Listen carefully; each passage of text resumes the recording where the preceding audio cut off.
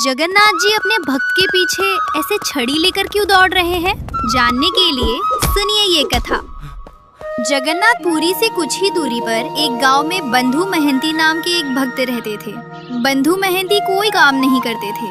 अपने परिवार का पेट पालने के लिए घर घर जाकर भिक्षा मांगते और जो भी मिलता था उससे उनके परिवार का भरण पोषण होता था। लेकिन हमारे जगन्नाथ महाप्रभु कभी कभी इतने खेलते हैं कि पूछो मत। उनको कई दिन भिक्षा नहीं मिलती थी तो उनकी पत्नी कहती थी, हमारे बच्चे कई दिन से भूखे हैं, हम भूखे हैं ठीक है, पर इनके लिए तो व्यवस्था करो।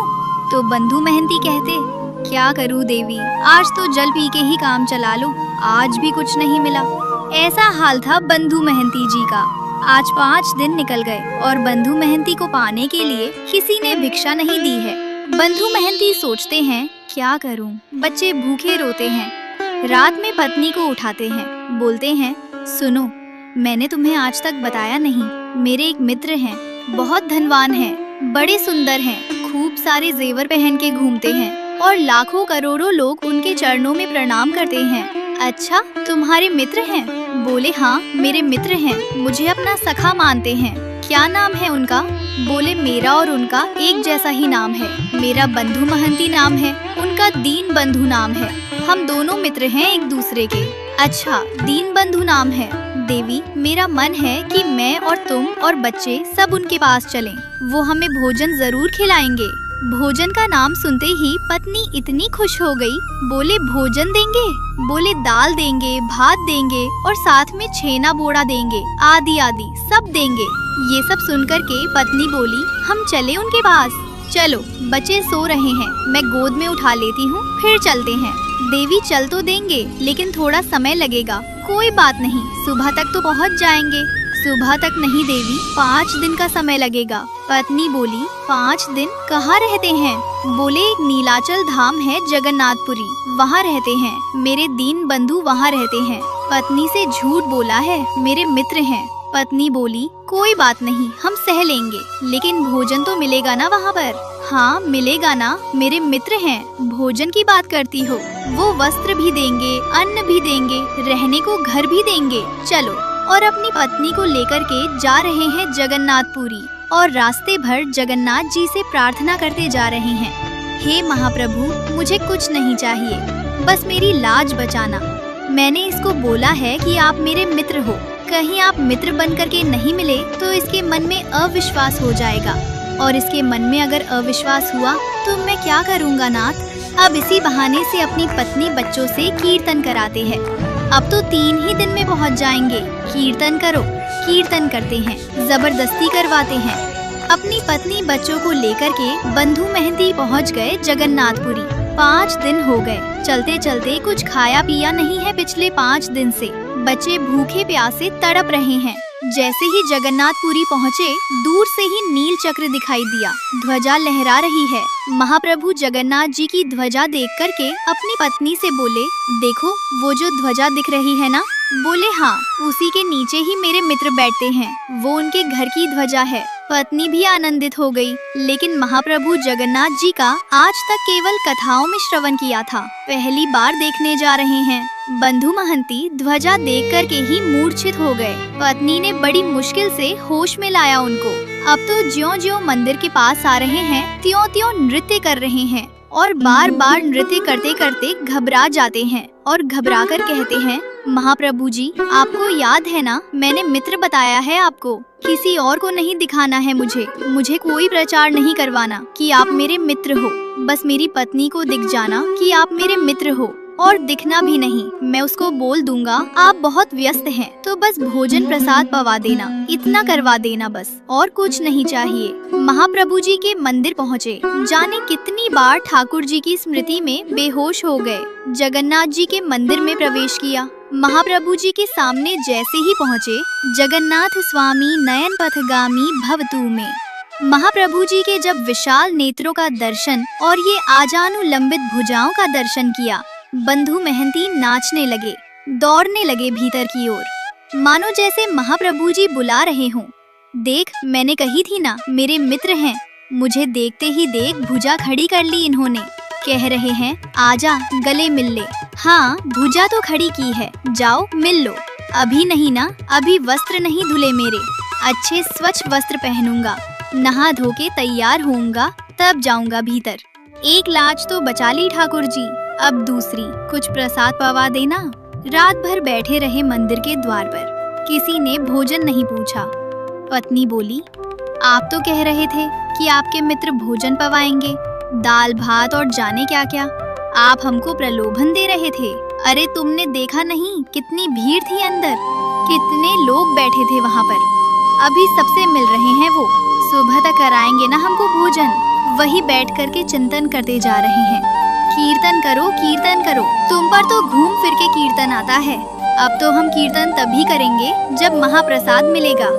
अर्धरात्रि का समय, मंदिर में कोई नहीं है और बंधु महंती केवल हाथ जोड़ कर के रुदन करते हुए ठाकुर जी से प्रार्थना कर रहे हैं, नाथ लाज बचाओ। और तभी महाप्रभु जगन्नाथ जी एक ब्राह्मण का रूप धारण करके आए। अपनी सुंदर थाल में महाप्रसाद लेने स्वयं गए रसोई में, और जो महाप्रसाद रखा था जगह जगह से हंडियां उतार करके अपने हाथों से महाप्रसाद सजा रहे हैं। अपने हाथ से ही दाल ला रहे हैं और फिर ढूंढ रहे हैं कौन कौन सी सामग्री कहाँ धरी है। सब जगह से जैसे कोई माता थाल लगाती है अपने बालक के लिए, बिल्कुल वैसे पूरा थाल अपने हाथों से सजा रहे हैं। सुभद्रा जी बलभद्र जी देख करके कितने प्रसन्न हो रहे हैं। वाह, आज महाप्रभु थाल सजा रहे हैं। पूरी दुनिया इनकी थाल लगाती है, लेकिन आज खुद थाल लगा के ले जा रहे हैं। ठाकुर जी को अपनी थाली लगानी नहीं आती, उनको क्या चुपचाप से बैठे रहते हैं। लाडले लाल है, दूसरे लगा लगा के देते हैं, पर आज बंधु महंती की थाल खुद लगा रहे हैं। और थाल के ऊपर वस्त्र रख के ठाकुर जी बाहर आए और बाहर आकर, अरे कोई बंधु महंती नाम का आया है क्या? बंधु महंती तो नाम सुन कर के चौंक गया। मेरा नाम किसको पता भाई? पत्नी तो सो गई है। मन में सोचा कोई और होगा बंधु महंती मेरे जैसा, लेकिन देखा कोई और है भी नहीं, अकेला मैं ही बैठा हूँ। ठाकुर जी बड़ी अकड़ के बात कर रहे हैं। ए भाई, कौन हो तुम? कहाँ से आ गए हो? ये फटे पुराने लगते पहन के यहाँ से बाहर निकलो। यहाँ से चले जाएंगे भगवान, पर हम ही बंधु महंती हैं। तुम बंधु महंती हो? बोले हाँ। अच्छा, अपना परिचय बताओ। बोले और क्या परिचय है? परिचय यही है कि मेरे पास ना तो घर है, ना व्यापार है, ना संपत्ति है, ना धन है, कुछ भी नहीं है। ठाकुर जी को अपना मित्र मानता हूँ बस। अरे यही परिचय तो पूछ रहे थे। महाप्रभु जगन्नाथ जी आए थे स्वप्न में और स्वयं भगवान ही कह रहे थे। बोले प्रभु, महाप्रभु जगन्नाथ जी आए थे स्वप्न में। स्वप्न में आकर बोले, मेरा मित्र बंधु महंती। बोले 1 मिनट रुक जाएंगे? बोले क्यों? पत्नी को उठा दूं, उसके सामने बोल दो ये बात कि मेरे को मित्र कहा महाप्रभु जी ने। पत्नी को उठाया। पत्नी बोली, क्या हुआ? बोले देखो, महाप्रसाद लेकर के खड़े हैं, एक बार दोबारा बोलेंगे ठाकुर जी ने स्वप्न में क्या कहा? बोले ठाकुर जी स्वप्न में आकर बोले, हमारा मित्र बंधु महंती बैठा है बाहर, उसको महाप्रसाद देकर आओ। ये बात सुनकर के भाव विहुबल हो गए।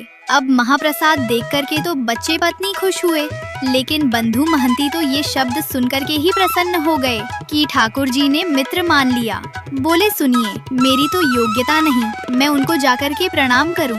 आपने मेरी लाज बचा ली। पत्नी और मेरी तरफ से दंडवत कर देना, उनको एक बार हृदय से लगा लेना। बोले कि समय मिलेगा, जगन्नाथ जी खुद ही बुला लेंगे, महाप्रसाद पाओ। और सुनो, ये थाल बहुत महंगा थाल है, इसको व्यवस्थित ऊपर पहुंचवा देना मंदिर में। जी हम पहुंचवा देंगे। महाप्रसाद आया, बच्चों ने पेट भर के पाया, पत्नी ने पाया, बंधु महंती ने पाया। बंधु महंती को भूख थोड़ी थी, उनकी तो भूख मर चुकी थी ठाकुर जी की बात सुन करके। रात में बर्तन धोए, विशाल थाल, उसमें रत्न जड़े थे, इतना महंगा थाल। अब वो तो पूरे घूमे आए मंदिर के आसपास, कोई मिला नहीं। बोले थाल किसको दूं मैं?